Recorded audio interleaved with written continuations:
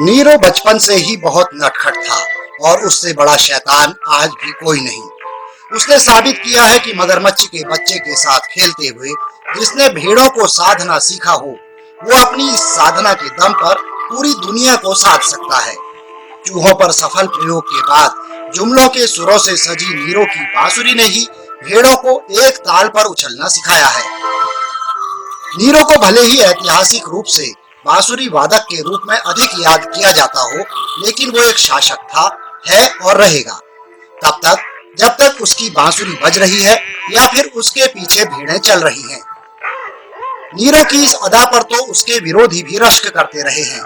Nero ने बांसुरी बजाई नहीं और भेड़ें कदम ताल करते हुए उसके पीछे पीछे चल दी। रास्ते में कई दरिया आए, लेकिन नीरो चलता रहा। उसकी बांसुरी बजती रही और भेड़ें भी चलती रही। कई पहाड़ आए, लेकिन नीरो नहीं रुका। न उसकी बांसुरी रुकी और न भेड़ें। फिर एक जलजला आया, नीरो बचा रहा, बांसुरी बची रही और कई भेड़ें भी। जब चुनाव आया, नीरो ने बांसुरी बजाकर वोट मांगा और बची हुई भेड़ें खुद आकर अपना ऊन कटवाती रही। एक दिन जब महामारी फैली तो नीरो न दिखने की हद तक सिकुड़ गया, मगर कई चैनलों से उसकी बांसुरी हमेशा की तरह बजती रही और भेड़ें भी उसी तरह चलती, गिरती और मरती रही।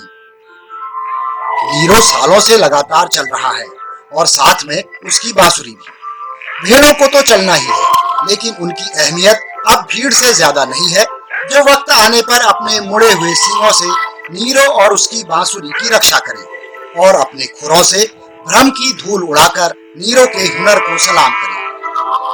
नीरो अभी भी बजा रहा है, भेड़ें अब भी उछल रही हैं और चलने वाले अभी भी आत्मनिर्भर बनने को चल रहे हैं। कुछ सड़कों पर पैदल, कुछ पटरियों पर, तो कुछ सीधे बिना टिकट हवाई सफर पर। ये सुनकर कहीं कुछ कचोट रहा है आपको, तो यकीन मानो आपके भीतर की भेड़ मर चुकी है। विरोधी कहते हैं कि नीरो की चुप्पी खतरनाक है, लेकिन नीरो की बांसुरी तो लगातार बज रही है और भेड़ें भी अब नाचने लगी हैं। दरअसल भेड़ें अब अपने भेड़पने में समझदार हो चुकी हैं, क्योंकि वो केवल नीरो की बांसुरी का संगीत समझती है, पप्पू के पियानो का नहीं। नीरो अब एक ऐसे मुकाम पर पहुंच चुका है जहां उसके लिए भेड़ों की कीमत कुछ नहीं। वो लोकतंत्र की लंबी रेस में विरोधियों से जीत चुका है।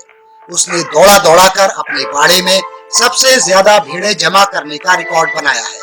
भेड़ें खुश हैं कि नीरो की बांसुरी ने पप्पू के पियानो को मात दे दी है।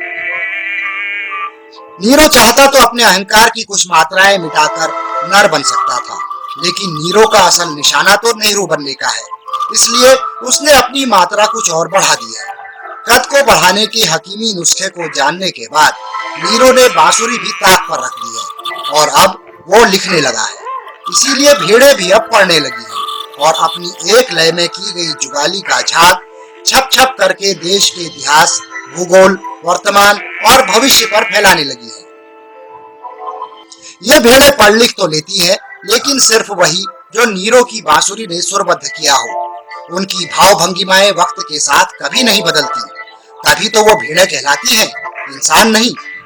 नीरो अब तक बहुत बांसुरी बजा चुका है और भेड़ों के बीच नई पीढ़ी के नए मेमने भी कातर गुहार से उसकी बांसुरी को टक्कर देने लगे हैं।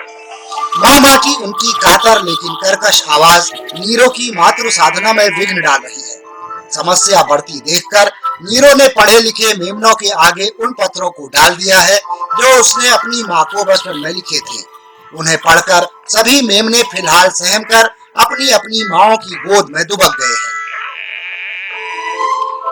नीरो के बारे में ज्यादा कुछ कहना सूरज को दिया दिखाने जैसा है, लेकिन भेड़ों को भी मानना पड़ेगा कि तय लीक से जरा भी टस से मस नहीं होती। जैसे बीबी को बेस पसंद है, वैसे ही उन्हें नीरो के पकौड़े पसंद है।